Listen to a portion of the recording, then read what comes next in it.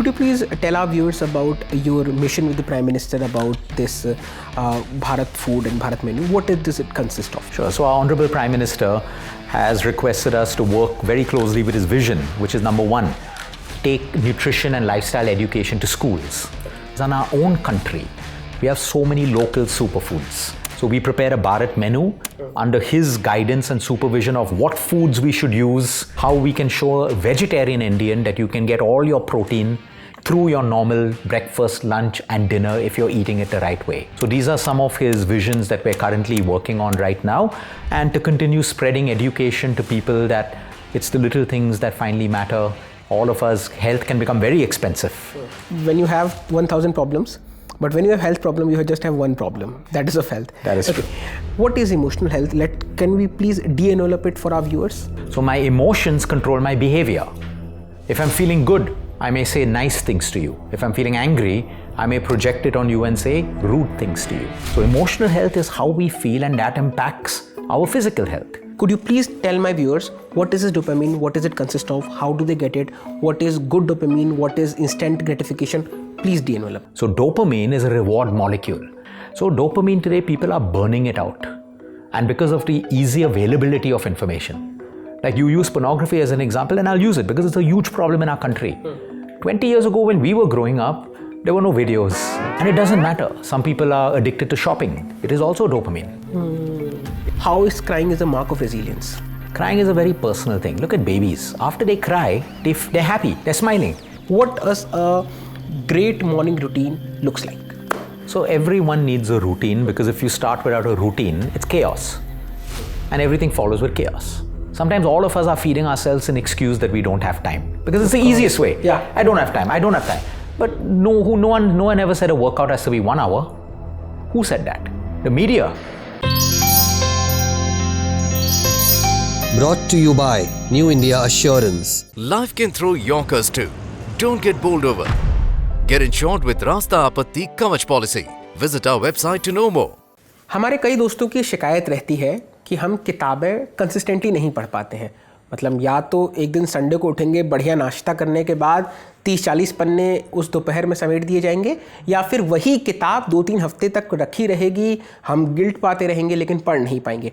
इसका एक सॉल्यूशन है मेरे पास. एक किताब है हमारे पास जो आपको किसी भी पन्ने से, किसी भी चैप्टर से पढ़ने की अनुमति देती है, इजाज़त देती है, और ये आप किसी भी वक्त कर सकते हैं. किताब जो हेल्थ से जुड़ी है, यानी कि कुछ ऐसा नहीं है जो आपके जूनर का नहीं हो या आपके इंटरेस्ट का नहीं हो, क्योंकि हेल्थ ऐसी चीज़ है जो हमें आप सबको इम्पैक्ट करती है. किताब का नाम है द काम प्रिस्क्रिप्शन. मेरा नाम है दीपक और आप देख रहे हैं किताबवाला.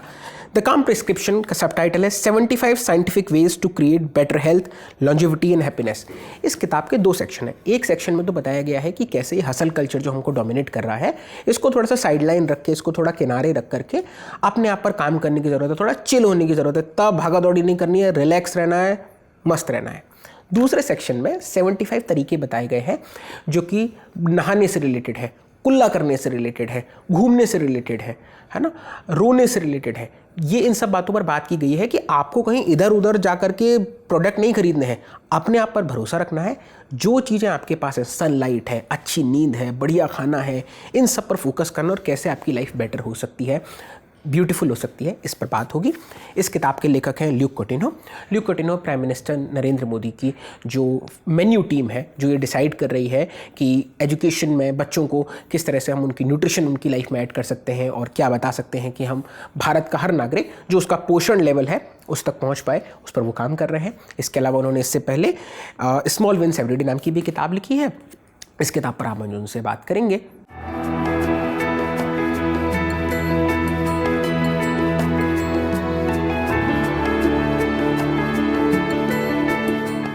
Luke, welcome to Kitabwala. Thank you, it's a pleasure to be here. जी, एक सूचना और इससे पहले हम बातचीत शुरू करें. ये पूरी बातचीत अंग्रेज़ी में होगी क्योंकि लूक की जो पहली ज़बान है वो अंग्रेज़ी है, लेकिन हम आपकी सुविधा के लिए इसमें हम सबटाइटल लगा देंगे नीचे. वैसे भी Yuval Noh Harari, William डलरिम्पल, elif Shafaq और ध्रुव जयशंकर के बाद आप और हम सबटाइटल्स के साथ अभ्यस्त तो हो ही गए हैं. बातचीत शुरू करते हैं. Luke, let me begin, we will enter into the book, and let me begin by asking you, I'm 24, you are let's say 44. we have been listening to these advices to do not eat junk, do yoga, sleep well, drink water from our childhood. And these are undeniably very important things. Still we fail to implement it. Why is it so? We know the importance of these things, still we are not implementing it. Why? So it's not about what we know. In life, it's about what we add value. So for example, someone gives you a very expensive car. You don't need to be motivated to look after it because it's of a high value in your mind. You will look after it. So if you look at people who suddenly fall sick, like most of our patients are cancer patients. The moment they get a deadly disease, their health becomes the most valuable part now. So when there's a value, they will start to eat the right way. They will start to sleep. They will start to learn how to do pranayama, to relax, to reduce stress. Because what changed? They already knew what to do, but the value proposition changed. So today, like you rightly said, people don't need nutrition advice. Everyone knows what they should eat and what they should not eat. Until they make health valuable in their mind, that's when they will actually start to do it. So it's like we are taking for granted, but whenever something comes upon us, we are like, oh my God, we have to look into it. Absolutely. Right. And one thing that I would like to, dwell upon, the core theme of your book is consistency over intensity. But people who travel frequently, they often fall off their track, right? So what would you suggest them to get back on track? What are the ways they can find their solution that even if you've fallen from track, don't worry, you can come back. Just follow these implement these 5 steps. So any change that a human being wants to make, irrespective of age, first has to start in the mind. So we all think that travel means I want to have time for the gym, I want to have time for workouts, I have to eat outside food. But wherever we travel in the world and how much ever we travel in the world, we still have the same 24 hours. Now what I'm going to do in those 24 hours is up to me. Maybe I won't have time for a 1-hour workout, but can I do even 10 minutes? Correct. Something is better than nothing. Maybe I have to eat all the hotel food because I'm not at home, but can I make better choices? There is always a better choice in a menu, except maybe in a junk food restaurant, there won't be those choices. But in a hotel, there will be choices. Maybe your sleep will be later, but can you still try to get your full amount of sleep? You still have 24 hours, doesn't matter where you are. 10 minutes of meditation in the morning or pranayama or before sleep time. So you see, the mindset has to change first, that no matter how much I travel, I still have the ability of doing these little things. Like you spoke about consistency. 100 push-ups 1 day, 2 days, and then not doing it is useless. 10 push-ups every day will be more effective. So consistency is very important, and no matter how busy we are, if we plan our day. Today, if you ask people, we work with the busiest people in the world, and they say, Luke, I have no time for this. I say, let's do a time management study. All of them, top billionaires, most busiest people, government officials, after we finish the exercise, they have 2-3 hours extra. They were wasting that time on things which were not important. Mindlessly scrolling, 15 minutes became 2 hours. Instead of watching 1 episode, they watch 5 episodes. Binge watching. I watch 1 episode, relax, but why 5 episodes? So then when you make people realize where the time is going, everyone has a surplus of 1, 2, 3 hours, which you can now take and decide, okay, let me give 20 minutes more to my workout. Let me go 30 minutes earlier to bed. Instead of eating my meal in 5 minutes, let me eat it in 15 minutes. So it all comes down to breaking it down into smaller parts. It's just about prioritizing. You Value. will still be doing the same work, but let's prioritize what is more important for you and what you can, just drop it or you can minimize it. Absolutely. So many people today, even billionaires, it's all in the news, sudden heart attack. Now, because it's a life and death situation, before these people would only talk about money, stock markets and business. Now they talk about sleep and stress. Why? There was an incident that almost robbed their value of life.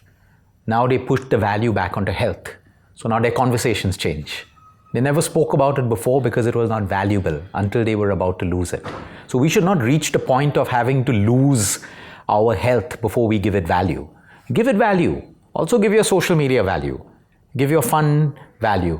Give your Netflix value, whatever it is. But not at the cost of your main value, which is your health, mental and physical.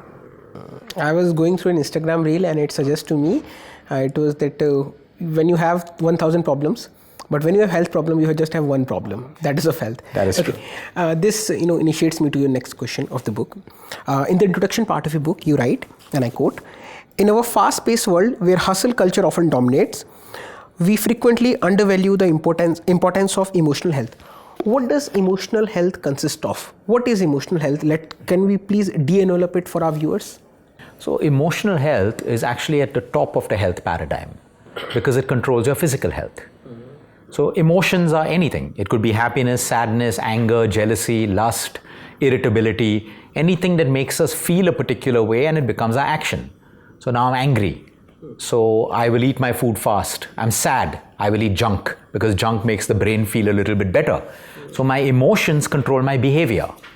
If I'm feeling good, I may say nice things to you. If I'm feeling angry, I may project it on you and say rude things to you. So every emotion starts with a thought.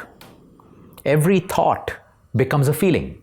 Like if I ask you or the audience right now to be angry, you cannot be angry unless you have an angry thought. If I have the memory that is being tapped. Yes, which is a thought. I say something now, you say, oh, I don't like it, it's a thought. And you will respond according to an emotion. So we can only control our emotions by being mindful of what our thoughts are.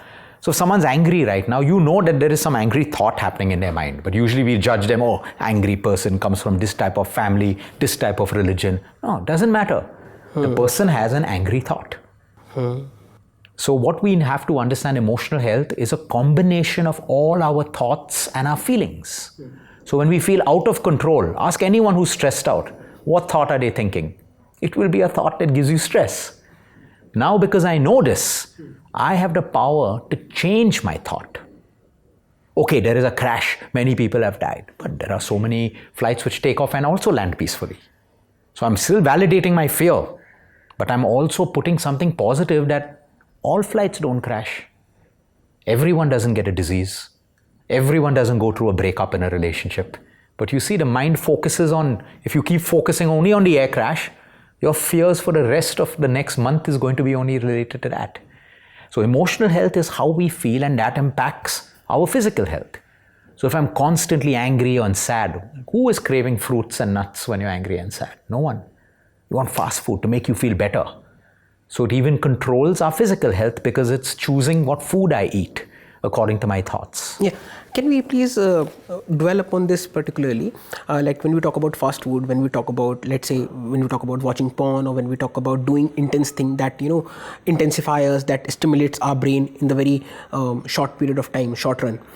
What is this dopamine conundrum? How do we navigate our path? How do we understand what is this dopamine thing? What is it? How does the bar goes down and up? There are thousands of videos, n number of papers, anything. Yet it is so complicated and very easy to understand, but we have not understood it. Could you please tell my viewers, what is this dopamine? What does it consist of? How do they get it? What is good dopamine? What is instant gratification? Please de-envelope this. So dopamine is actually very simple. It's a neurotransmitter. It's not bad until we start depleting it. Because dopamine helps us to feel good. It's like they call it a reward molecule. Like let's say you cannot do 5 push-ups, but every day you train and tomorrow you do 10. Now you will feel very good about yourself. Why? Dopamine. Because you achieved something. Now if I tell you do 100 push-ups today and you fail, tomorrow I tell you do 100, you fail. Now your mind will start to want to protect you from failure because no one feels good when they fail. So dopamine is a reward molecule. So let's say you're playing a video game. Okay. You pass level 1. Okay. Now you're motivated. The dopamine makes you play level 2 and then level 3. And that's how it can also become addictive. For the bad vices, someone starts with 1 glass of alcohol. They feel happy. Or they do drugs. They feel happy. Dopamine. Now you start doing too much. Addiction also builds. But after a while, the dopamine starts to reduce. Then you need more alcohol. You need more drugs. You need more video games. You need more pornography. So dopamine is great in small quantities. Everyone needs it to be motivated, to be inspired, to feel good about ourselves. But it can also burn out. Like you have a certain amount of energy. If I make you overwork out, your energy will deplete. I'll feel drained. You'll feel drained. The same thing with dopamine. So now I'm scrolling. I'm happy for 5 minutes. But now as I'm scrolling, I'm getting more and more stimulated. My dopamine levels start to come down.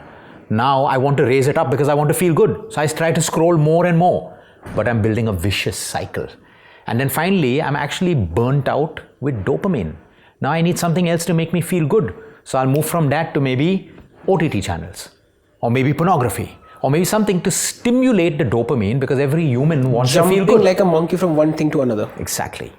But I can control it. I can scroll for 15 minutes. I can also take things that inspire me. Exercise is great dopamine as well as endorphins. That's why you feel good after a workout. You achieve something plus endorphins, which is another kind of a neurotransmitter.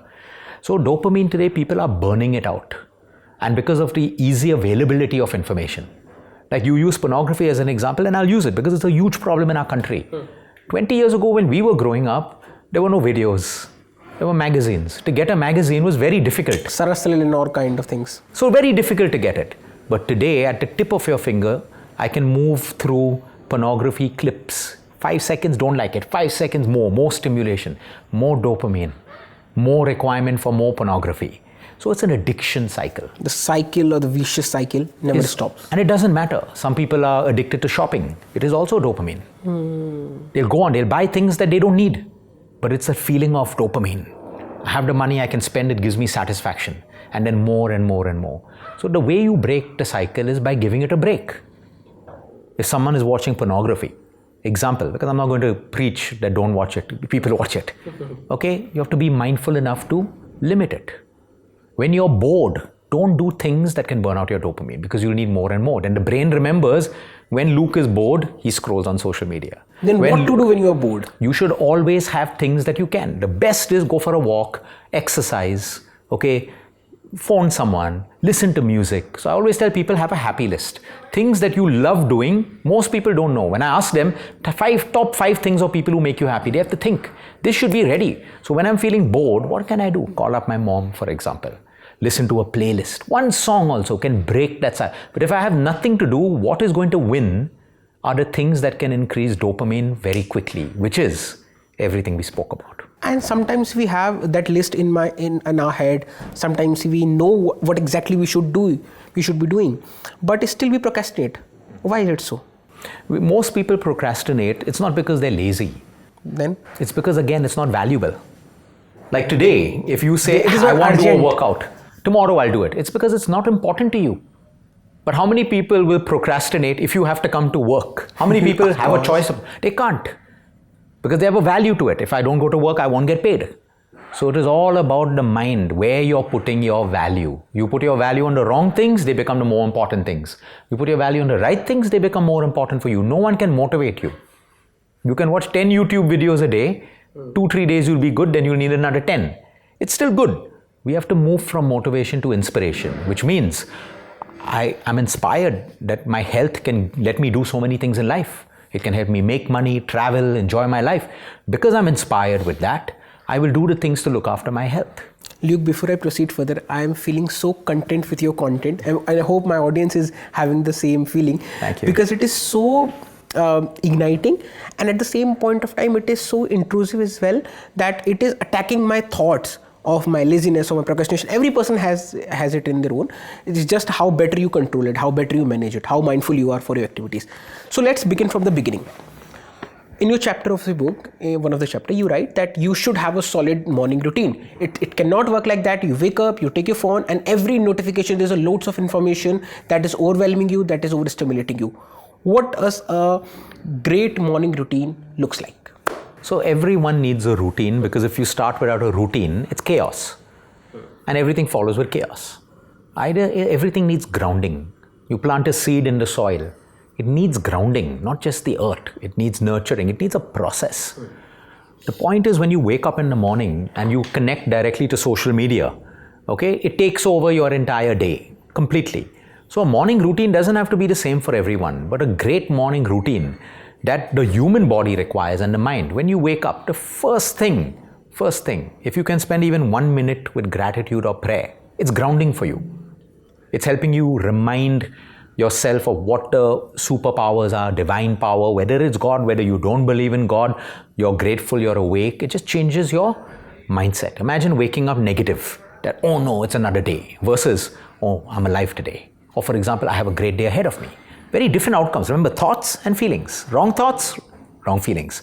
Then the second thing, what does the body need? A little bit of stretch, could be 1 minute, could be 2 minutes to get your blood flow growing. Because when we don't stretch, blood flow, oxygen, and we feel more tired. Okay, then it's your choice what you want to do.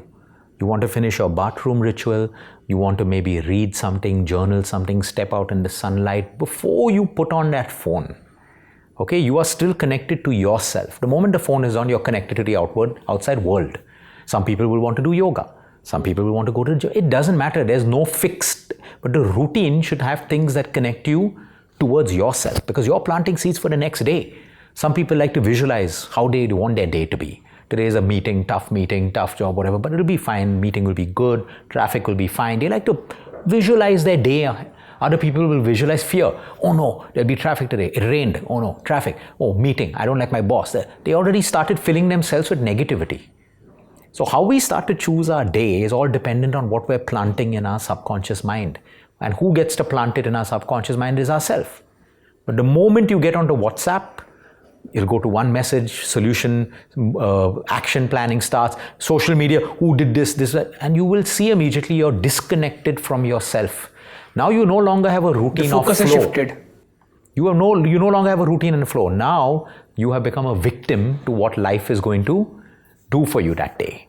So you saw your friends holidaying in some place and having a great time, and now you start to think, oh, my life is so sad, I don't like my job. But technically, if you had not seen that, right, what other thoughts would have been in your mind? Something different, something that can nurture you, that can help you start your day off right. Like you start your day with the wrong food, you are going to have digestive problems. The body, after fasting for 8, 9, 10 hours, needs the right food to start the day off. So it's a loop, Luke, right? Like you do a wrong thing and then again and again. It's always that way. It's always that every action will have a consequence or a reaction. I eat the right food, I get the right reaction from the body. I eat the wrong food, I think the right thought, I get the feeling that supports me. I think the wrong thought too long, I get the feelings that don't support me. So it's all dependent. That ritual can be even 10 minutes. Some of my clients like to get up and before getting out of bed, they just talk to God. Some people close their eyes and meditate.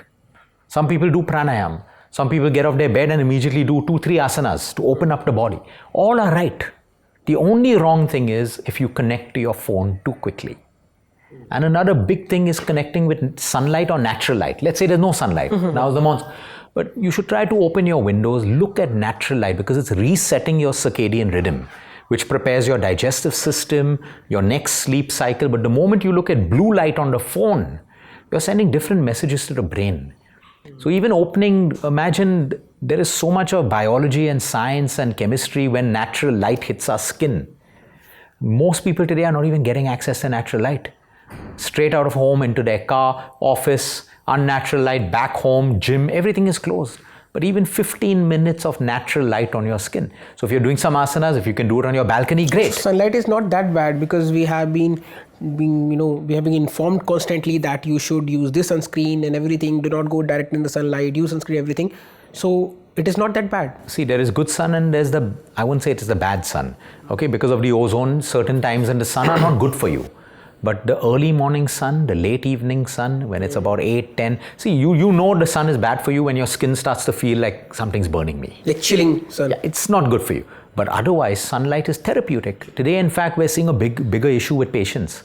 Young children who are growing up into teens that have had minimum exposure to sunlight and natural light. Now, when they start to go out in the light, their body cannot handle it. They start to get skin issues. They have not played cricket in the afternoons. So they've not learned. Our body's adapting to nature, not according to what people are telling us on social media all the time. Sunscreen, all of that stuff think about it. So I'm not against sunscreen, but look at women 15, 20 years ago. Who had better skin? Them or us? Them, without all the cosmetics. Without all the sunscreens. And now we have the 5 types of things with the and 10 Korean steps and whatever, exactly. And yet people have issues. It is so difficult to even remember the process, the process or the routine, what should we add first and then second comes. It's complication. I'm not against these things, but my point is that people don't have the fundamentals right. Okay, your skin is not going to get better. But let's get better by your book. So in the 75 steps, we'll talk about crying, we'll talk about barefoot walking on the grass. But could you please elaborate, what are your favorite 2 or 5 steps that you want everyone to follow? One who is reading this book, Luke, let's say this might be a 8-year-old or let's say 8th class girl from hinterlands of Rajasthan, or it might be a 60-year-old retired teacher or professor, or a homemaker, or let's say a teacher or a working professional. What are the 5 things out of the 75 you want every Indian or every person who is reading a book to follow? Number one, if you have access to nature, spend more time with nature. It automatically makes you calm. Automatically. And it's natural. These are things because we're aligned to nature. The second thing, your breath. Wherever you are in the world, you still have control over your breathing. Just by slowing down your breathing. Your problems will not go around, but inside the body, you create calm. You create a sense of calm. So right now, if I want to calm down, I'll just slow down my inhale and slow down my exhale. That's it. So when we're stressed, we're always breathing faster. That's for flight and fight response. So second thing, so I can be anywhere. I'm feeling anxious right now. Just slow down your breathing. Slow down your breathing. The third most powerful thing is music. Everyone has a phone. Everyone should have that one playlist of your happiest songs. They could be sad songs also, but they make you happy. So at any given point, you can connect with music. Music changes your vibration. We all like music in different kinds because of vibration and frequencies, right? Lyrics, all of that. What about music that doesn't have lyrics? Why do we like it? Because of vibrations and frequencies. These are three little things that we can. The fourth thing that you can do, and this is relevant to all of us, if you're anxious and stressed and you're eating junk, just cut down the junk. You will automatically change the chemistry of your body. Because food is meant to play a role in our neurotransmitters, everything. Junk has absolutely no role in that. It only creates more inflammation in the body. In fact, in an inflamed state, the mind can never be calm. That's why it tastes good while we're eating it. But after 10, 15, 20 minutes, who remembers the taste of what we ate? It's gone. It's gone because it has a very short elevation point when you're eating it. So that's the fourth point. The fifth one, nurture great relationships. You may not have a boyfriend, girlfriend, husband, wife, whatever. You may have a very good friend or a great relationship with your mother or father. Even one solid relationship helps us to feel safe. Today, what is the opposite of not feeling safe? That we have someone to rely upon, that we can be... Someone cares for you. Yeah. You can count on someone. We are valued, we are wanted. Absolutely. Just that feeling, knowing, that's a safety net. You challenge anyone's safety, they have extreme chaos and stress. Like, let's talk about the crash. Why are most people so scared? Because their sense of safety has been threatened. Their sense of... People are dying all the time. You're a journalist, you know this. Everywhere in different forms. People are dying in hospitals, people are dying in road accidents, in Gaza, whatever it is. But why has this particular event shaken all of us up? Because it is something that we commonly do. Our loved ones do. Our safety has been threatened. The danger is very near to us. It's threatened our safety. And that is why we're feeling out of control, anxious, fearful, angry, scared, frightened. So everything starts with the human mind. You have to first understand, feelings are always valid. Someone will feel angry. Someone will feel scared. Someone will say, I'm never flying. Validate everyone's feelings. It's their feelings. It's right for them. But now what do you do with the feelings? You have to start moving forward with action and understanding. Otherwise, we will remain the victims of fear. So these are the 5 easiest things that people can do anywhere at any given point. You're in a meeting, very stressful meeting. Okay? Slow down your breathing. Listen, but slow down your breathing. At least inside you, you're calm. You're in a state of homeostasis. You're in rhythm. You're in rhythm. The moment the body goes out of rhythm, there is disharmony. It's like high blood pressure, body's out of rhythm because the pressure is supposed to be normal. Diabetes, high blood sugar levels, body's out of rhythm. That's why it cannot be high. It has to come back to baseline. That's why you take insulin. That's why you take high blood pressure medication, because anything kept out of rhythm will start to attack the body, will start to create problems with the body. So homeostasis is nothing but the body's job to maintain balance and stability. Even in the most stressful situation, the body will shoot up blood pressure to protect you, but it will bring it down when it's over.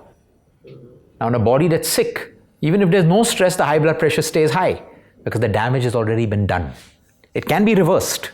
So homeostasis is the medicine, natural medicine that the body literally produces to keep us alive and healthy.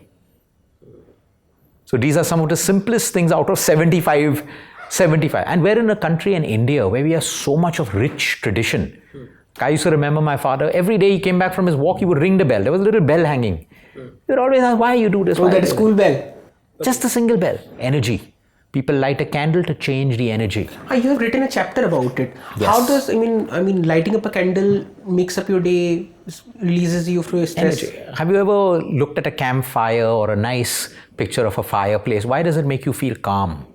Fire has a color. It's got something called infrared, near infrared. Okay. And we get that in sunset also. That's why we love watching a sunset.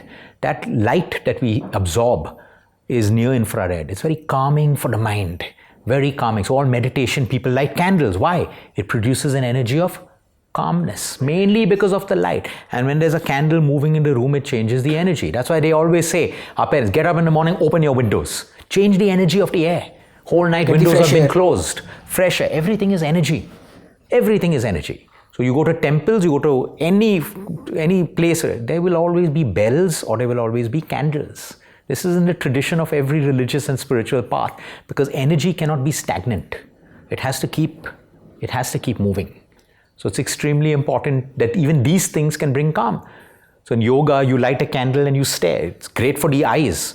But after you do that exercise, you feel so calm. Why? Because of the near infrared. One thing which has been a part of our tradition, but it has been stigmatized and very badly so. It is called crying. A very beautiful emotion. You feel the baggage has been released from you, but it is often associated with vulnerability or sadness. And in the book, the subsection of your book says, crying is a mark of resilience. How is it so? Because when we cry, there is often a stigma that you are not strong enough to hold your emotions. You do not know how to deal with the situation. How is crying is a mark of resilience?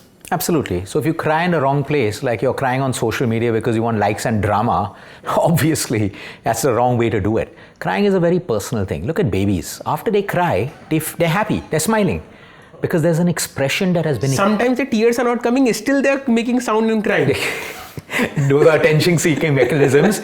But crying, see, anything that is natural should never be stopped. So if you feel like crying today, there's a difference between crying and whining. Some people love to whine and complain and cry about all their problems just to get sympathy. That's not going to get you anything. It's going to make you appear weak. It's Cry going to for make yourself. you... Yeah. You can cry with a loved one. Like a baby will cry in the mother's arms. A partner will cry when a child dies. I always see the parents, they're crying in each other's arms. Otherwise, it doesn't happen. You can cry behind closed doors. It's natural. Everyone who cries feels better. That's why crying is a part of healing from grief. Many people suppress their grief. I'll try to be strong. I won't cry. And later they have more psychological problems because the expression, you have to go through the process of grief. Grief involves crying. That's why when someone dies, you take time off work to actually be with the emotions, cry, be with the family, cry. That is the start of the healing. The healing is not in the therapist's office. The healing has to start with our natural mechanisms. When I'm sad, if I feel like crying, cry. Cry. Now, whether your intention is to do it for likes or sympathy or drama on social media, you can feel it's fake. No one needs to put that out on, it's a very personal thing. But crying is absolutely therapeutic. So someone, even if they're going through immense pain, but they want to show they're strong, like I'm saying physical pain, like a wound or something, the pain will become more. But if they actually cry, the pain becomes less because crying can reduce inflammation and pain. So this is the natural, no scientist understands yet how intelligent the human body is. There is a reason. If crying was not important for us, it would not be a mechanism, right? So crying is absolutely therapeutic. How you do it, now you're emotionally out of control, crying for sympathy, of course people will not respect you. But you sit down with a friend, you cry, or with yourself or whatever, it can be extremely. That's why a lot of healing sessions, they just allow people to cry. And the healing is done. Them from their anxiety, it's a release. From the emotional baggage that they're carrying. Absolutely, everything has to be released. Emotional baggage cannot be carried like normal baggage and put outside the house. Right? It has to come up. For it to come up, you have to allow it to come up and allow it to go. So that is the importance of... Let's make a tectonic shift. We talked about crying. Let's talk about the kind of suggestion you are giving in your book that set a reminder to smile. Why it is important to smile and that to put up a reminder when you did not have anything to smile upon in your day. Yeah. So there's a beautiful piece in science that even if you fake smile, the brain gets a message that everything is fine and you're happy. So you could be feeling horrible right now, but you just keep a smile on your face. Okay, you're sending a different message to your subconscious mind. So that's why they say fake it till you make it when it comes to smiling. Just smile. Even if you're unhappy, smile. Now, but we have to be mindful enough to do that because the emotion becomes stronger and we're like, what's there to smile about? Yeah, just smile. Because you can trick the brain into thinking that everything is okay. Because you want to be in the state of homeostasis. It's like if I told you, you have problems, you're slowing down your breathing, your problems are still there. You may say, but Luke, what's the point of slow breathing? It's not going to solve my problems. Yes, it's not going to solve your problems, but inside of you, you're going to be in a state of calm, which is your magic medicine. Okay. We will now talk about a few things that are very easy, that we actually do it daily, but we do not understand the value and importance for it. For example, you emphasize upon cold water showers. Why is it so? So see, cold water showers are also overrated today. Okay? It's not for everyone. Like ice bath and everything. It can be good for some people. For people with cardiac issues, it can be very bad because of sudden shock. And plus, influencers tell you the wrong temperatures, right temperatures. People are saying 0 degrees, putting ice. So complicated they make it. But when you look at the actual science, between 10 degrees and 15 degrees for less than 7 minutes is the perfect time. People are sitting for 30 minutes. Lukewarm water. Yeah, the whole idea is that yes, there is something called hormesis, negative shock. So if I get a cold shower suddenly, it gives me a negative shock, which is actually good for my immune system. I can create more brown fat, which is good fat in the body. So there are things. But it doesn't mean that someone who's not having a cold shower must have a low immune system as well, because immunity is a very vast subject. So if it suits you, some people, for me, it's great. If I'm feeling stressed out, I will alternate between ice cold and hot, and feel refreshed. Everyone needs to find out what suits them. So cold water showers are absolutely therapeutic for you. It's great for muscle recovery. It's great to wake you up in the morning, to help you feel fresh. But it doesn't mean that someone who cannot do a cold shower will lack any of these benefits. So you can use it. For some people it can't. For some people they're like, I'm more stressed out thinking about a cold shower. I don't want to do it. Don't do it. Why are you building stress? Idea is to be calm. Find something else that will work for you. So that's how it works. This reminds me of something during the 2018-2019 when I was doing my political science honors graduation. I used to start my every answer with the fact that man is a political animal. For that matter, person is a political animal. So we live in a society. We have to deal with each other in some ways that it is more peaceful, more prudent for us. How in your book you write a chapter about that appreciate others. Why it is important to appreciate others? See, every human being, from the time they're a child till the time they're on their deathbed, there are three things, three critical ingredients for the soul. It's not what I think, it's what it is. One is love, one is a feeling of belonging, and number 3 is feeling acknowledged or appreciated or validated. Now it can go in different ways. Today people are looking for validation on social media. One like less, they're depressed. Okay? Appreciation makes anyone feel good because it's what the human soul requires. Every relationship will break down if appreciation stops. Whether it's at work, between a boss and an employee, whether it's between husband, wife, girlfriend, boyfriend, father, mother, children. The moment appreciation starts to die, okay, people will start looking elsewhere for appreciation. So in most relationships, partners who don't feel appreciated and someone outside of the relationship starts to give you appreciation, a part of your soul feels more fulfilled over there, and you start to gravitate more towards where you're getting appreciation. It is a human need. Now there's a difference between appreciation and flattery. Of course. Like I'm flattering you because I want to come on the cover of India Today. That's flattery. Correct. But general appreciation of your attitude or something that you did or something that made me feel good, you would know it because you will feel a warmness in your heart. Appreciation is one of the most healing and underutilized gifts that we can give one another. And what stops us from giving appreciation to people is only one thing: ego and pride. I don't want you to be better than me. So even if I know you're amazing, I won't say it. Because I'm jealous, because I want to be better than you. You're sulking in our own world. But appreciation can change every single part. So I see this with my patients. Sometimes they have a disease, but you appreciate them for something that they are doing well or something that they did. Their whole energy changes completely. So try taking appreciation out of any relationship, the relationship will crash. Try bringing appreciation into any relationship, genuine appreciation, the relationship will 100% improve. Maybe not entirely in the way you want, but there will be an improvement. Great. Before we end up the interview, because I don't want the entire book to be covered in the interview, they should read it and they should buy it. How can a cup of warm water, or let's say a coffee or tea for that matter, or soup for that matter, improves your day? How does it work? It's simple. It's very, very simple. Like if I like a cup of coffee, because it's that time of my day, 10 minutes when I'm alone with my thoughts, alone with the coffee, and I'm happy. It's made me feel good. It's good enough for you. Anything that makes you feel good, except of course what harms you like drugs, alcohol, all of that stuff, okay, is great for your health. Today, one of the biggest reasons people are sick, they don't feel good about themselves. If you stop feeling good about yourself, you will invite possible diseases in your body. Feeling good again is a human essence. We're meant to feel good, even in a bad situation. Okay, fine, I didn't get a promotion, but then we forget everything good that's happening. And now what are we going to feel? Only the worst. So for some people, it's a cup of tea. For some people, it's a walk. For some people, it's a nice, warm soup.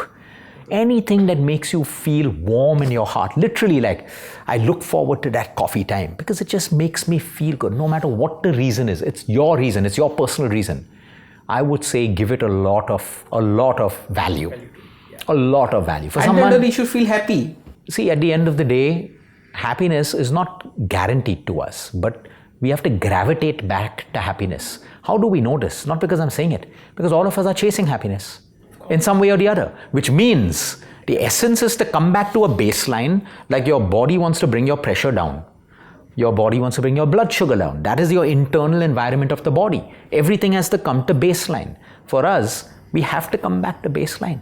We will keep chasing things. So people who are chasing more desperately will look for drugs and alcohol, which can give them what they think is happiness, but is not happiness. Of course, bad dopamine. Absolutely. And other people will figure that, okay, I have a tough day today, but my 2 coffee breaks, I'm looking forward to it. Even if it's 10 minutes, that little 10 minutes of joy. The light at the end of the tunnel. Is good enough for you. It's good enough for you. Some people will look forward to a workout. Some people will look forward to coffee with a partner. And no matter what, you have your 10 minutes of coffee with me. I have a client, he's a billionaire.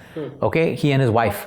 Okay, and there's only one thing his wife says. You do what you want, fly around the world, busy. But every morning, just sit with me for breakfast. 15 minutes, that's it. Because that is what gives her most happiness. And for him, it makes it easy. Oh, my wife just wants 15 minutes at breakfast. Easy to do. Let's do it. So the smallest things in life are the most important things in life. We're chasing bigger things to make us happy. When my salary increases, when I get a 6-pack, I'll be happy. Or my appraisal number and anything. Be happy then also. But right now, find the little things that give you joy. Those are the most important things for us. Right. And the most important thing, when we interviewed you, when I was researching about you, could you please tell our viewers about your mission with the Prime Minister about this Bharat food and Bharat menu? What does it consist of? Sure. So our Honorable Prime Minister has requested us to work very closely with his vision, which is number 1, take nutrition and lifestyle education to schools. Okay. So we've already started it. There are free classes in Hindi and English, over 3,000 students covered. The second thing was a focus on prevention of obesity and diabetes, because that's become very big in our country. So how are we teaching people to make lifestyle changes so that we don't get sick? Getting sick, you can get better. It's better not to get sick. Of course. You save your money and you save your time from suffering. Precaution is better than care, the old saying. Absolutely. And the third thing that our Prime Minister is also asking us to focus on is on our own country. We have so many local superfoods. We have everything we require to heal in India. Can we start using them? So we prepare a Bharat menu under his guidance and supervision of what foods we should use, how we can show a vegetarian Indian that you can get all your protein through your normal breakfast, lunch and dinner if you're eating it the right way. So these are some of his visions that we're currently working on right now, and to continue spreading education to people that it's the little things that finally matter. All of us, health can become very expensive, but prevention is not expensive. Prevention is being consistent with little things that don't cost us money. Does it cost me money? It costs me money for a gym membership. But does it cost me money to do sit-ups at home, push-ups at home, go for a walk, run? No. And what advice would you give to the working professionals who mostly do the sitting job on their computers? They're typing every time, they're just sitting on their chairs, and they do not have the time or the luxury or the money sometimes to go to the gyms or anything. What are the 2-3 exercises that they should do? So number 1, if you have a sitting job, it's fine. But every 1 hour, you should get up. Get up, stretch, touch your toes, move your body. The problem with sitting is if you're sitting continuously. 2, You don't need to go to a gym or spend money ever. You can just use your body weight and have a complete workout. Of course, you're a bodybuilder and you need heavier weight. Some of the fittest bodies are not built in the gym. They're built doing push-ups, squats. It's very cheap to put a pull-up bar at home, hang on the bar, do pull-ups, YouTube videos, home exercises, thousands of them. 5-minute workout video, do 5 minutes. The idea is it's all available. We have to only do it. Sometimes all of us are feeding ourselves an excuse that we don't have time because it's the easiest way. Yeah. I don't have time. But no one ever said a workout has to be 1 hour. Who said that? The media. A workout can be 20 minutes. Meditation doesn't have to be 30 minutes. Meditation can be 5. In fact, science shows us that 10 minutes of meditation, only 10 minutes of meditation can be one of the most healing things you do for your mind. Focus on your breathing. Focus on your breath. Or do a guided meditation. There are so many free guided meditations available on the internet. Find who you like and follow them. Just do it. Idea is just do it. We're not supporting Nike over here, but just do it. Of course. They have the best action-oriented slogan. Just do it. Simple. You know you should eat well. Okay, just do it. Simple. And we know what is junk, what is non-junk. We know what amount of sugar or what amount of salt we should intake in our food. It is just we do not value it as we begin with in the interview. See, and one more message I would like to leave the audience. I mean, in a world of social media, everything influencers, not all influencers, everyone wants to make things sound cool. I'm eating junk. I'm putting Nutella in my dosa, and everyone thinks it's viral, it's cool, it's good, I should do it because they want to align with feeling cool. But they have to understand that most people who are eating junk, not caring about their health is number one. They have a bigger problem. They don't care about themselves. All of us eat junk. I will eat junk. Once a week I'll eat something. But the moment I start doing it all the time, I don't care. I don't value myself. So my message to the audience is learn to value what you already have, which is your health. Eat junk, but it cannot become your primary diet.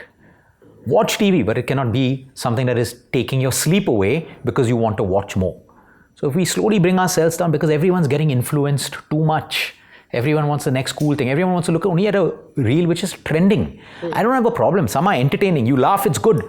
But the mind has now become that only things that are trending are important. And you'll see that everything trending are the least important things to do. So we have to understand this as human beings so that we don't become victims of the system. We can enjoy, but we're still in control of our health and our life. On that note, अंत में बात यही है कि door आपके हाथ में ही रहे, आपको ये पता हो कि क्या करना है और कितना करना है। इस किताब पर वापस लौटते हैं।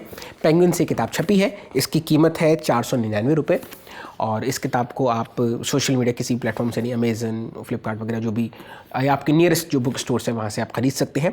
इस किताब को पढ़ने के 2-3 बड़े कारणों में से ये भी शामिल है कि आप अपने ब्रेन को रिवायर कर पाएंगे कि आप अपने जीवन को कैसे बहुत अच्छी तरह से चला सकते हैं। अगर आप बहुत ज़्यादा क्लटर्ड है अपनी इन्फॉर्मेशन के साथ में, आपको समझ में नहीं आ रहा है, आपने इतने सारे ओपिनियन पढ़ लिए, there is so much white noise around you, this book is answer to that.